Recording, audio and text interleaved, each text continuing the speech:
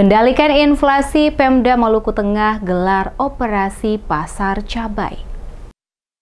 Mengendalikan inflasi dan memastikan stabilitas pasokan serta harga pangan yang terjangkau bagi masyarakat, pemerintah Kabupaten Maluku Tengah mengadakan gerakan operasi pasar, khususnya untuk cabai rawit. Gerakan operasi pasar khususnya untuk komoditi cabai rawit oleh pemerintah lewat Dinas Tanaman Pangan dan Hortikultura Kabupaten Maluku Tengah sebagai bentuk upaya mengendalikan inflasi yang tengah terjadi. Hal ini diungkapkan langsung Kepala Dinas Tanaman Pangan dan Hortikultura Kabupaten Maluku Tengah, Arsad Slamet, saat memberikan keterangan kepada sejumlah wartawan pada saat kegiatan operasi pasar pada Kompleks Pasar Binaya Masohi. Pemerintah Kabupaten Maluku Tengah melalui tim pengendalian inflasi daerah terus berupaya melakukan kebijakan dalam menekan inflasi, seperti operasi pasar dan pangan murah, sehingga berdampak terhadap keterjangkauan masyarakat dalam memperoleh dan memenuhi kebutuhan pokok.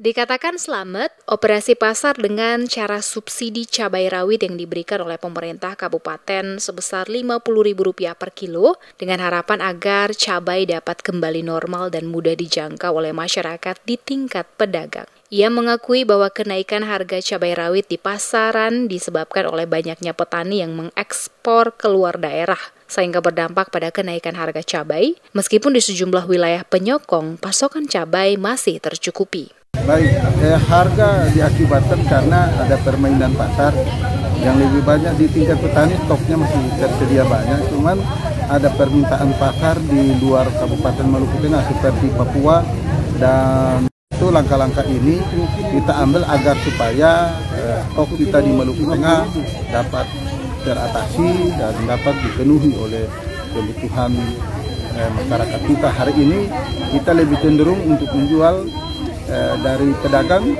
dengan Dinas Tanaman Pangan dan Hortikultura menjual kepada masyarakat agar supaya harga cabai dapat tertekan.